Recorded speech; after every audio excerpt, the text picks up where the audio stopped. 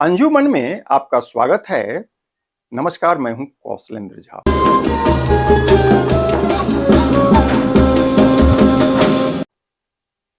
अंजुमन में आज की कहानी एक सीक्रेट फाइल की है। एक ऐसी फाइल जिसको रिकॉर्ड से गायब करने की कई बार कोशिश हो चुकी है।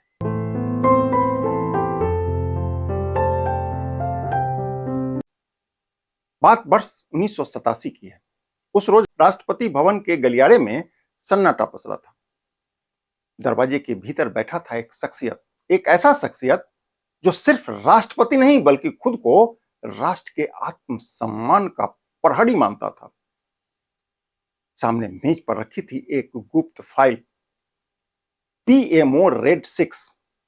यह उस फाइल का कोड नेम था। फाइल के पहले पन्ने पर लिखा था, प्रधानमंत्री कार्यालय की गतिविधियों पर राष्ट्रपति की आपत्ति।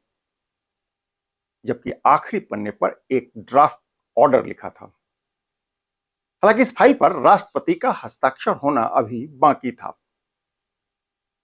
कहते हैं कि यदि यह आदेश जारी हो गया होता तो आजाद भारत के इतिहास में एक नया अध्याय जुड़ गया होता। ऐसा पहली बार होता जब एक निर्वाचित प्रधानमंत्री को उनके पद से बर्खास्त होना पड़ता।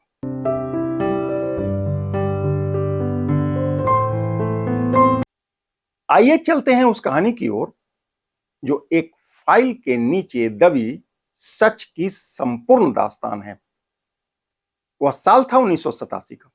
भारत की राजनीति में राष्ट्रपति बनाम प्रधानमंत्री के बीच शीत युद्ध की खबरें उन दिनों आने लगी थी। दबी जुबान से इसकी चर्चा भी शुरू हो चुकी थी। कहते हैं कि शुरुआत में राष्ट्रपति ज्ञानी जैल सिंह का कार्यकाल प्रतीकात्मक माना जाता रहा, लेकिन जैसे जैसे बफोर्स कांड गरमाया वो संविधान के पन्नों में अपनी शक्ति ढूंढने लगे।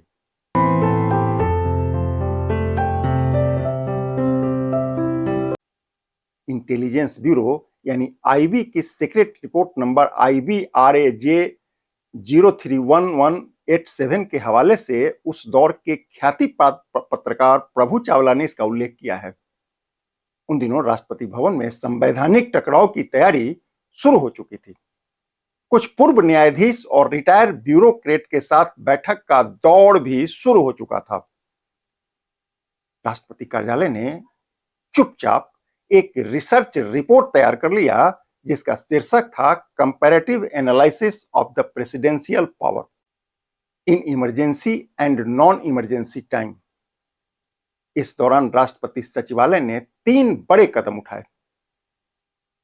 पहला, बफोर्स डील के पेमेंट ट्रेल की जानकारी के लिए विदेश मंत्रालय को राष्ट्रपति कार्यालय से सीधे चिट्ठी लिख दिया गया। यह कार्य प्रचलित परंपरा के अनुकूल नहीं था। दूसरा, PMO से आने वाली प्रत्येक फाइल पर जवाबदेही नोट की मांग कर दी गई। यह भी परंपरा के अनुरूप नहीं था। तीसरा यह कि राष्ट्रपति ने कैबिनेट के बैठक की रिकॉर्डिंग मांग दी। मंशा यह था कि प्रधानमंत्री संविधान से ऊपर उठकर कार्य कर रहे हैं, इसको साबित किया जा सके।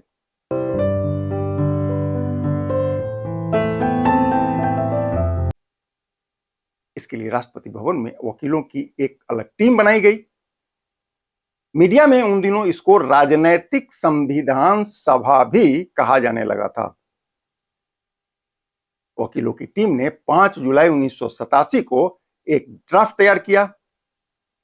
इसके पहले शब्द थे, as the president of India in accordance with the spirit of the article 75/2। अभी तक दिल्ली की हवा बदलने लगी थी। साजिश की भनक सार्वजनिक होने लगा था।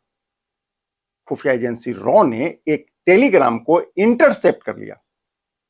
यह टेलीग्राम सीधे राष्ट्रीय सुरक्षा सलाहकार गोपाल स्वरूप पाठक के पास भेजा गया था।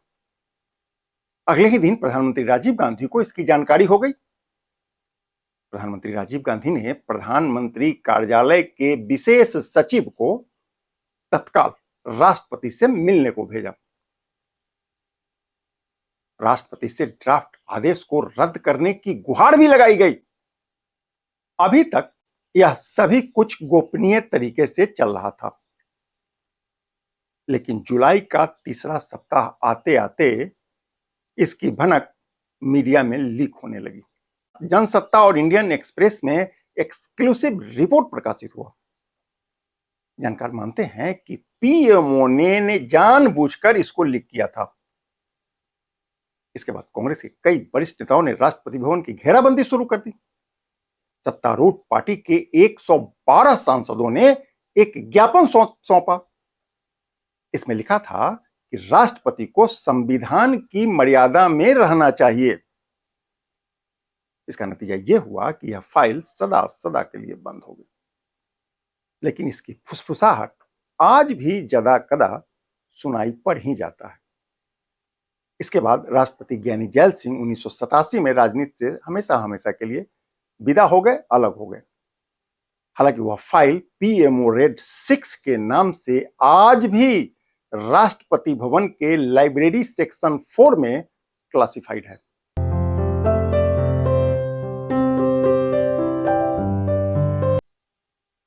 कहते हैं कि कई बार लोकतंत्र की लड़ाई स्याही और हस्ताक्षर के बीच भी लड़ी जाती है। यह कहानी इसी जंग का जीता जागता प्रमाण है। यदि यह कहानी आपको ज्ञानवर्धक लगी हो तो कमेंट करके जरूर बताइए।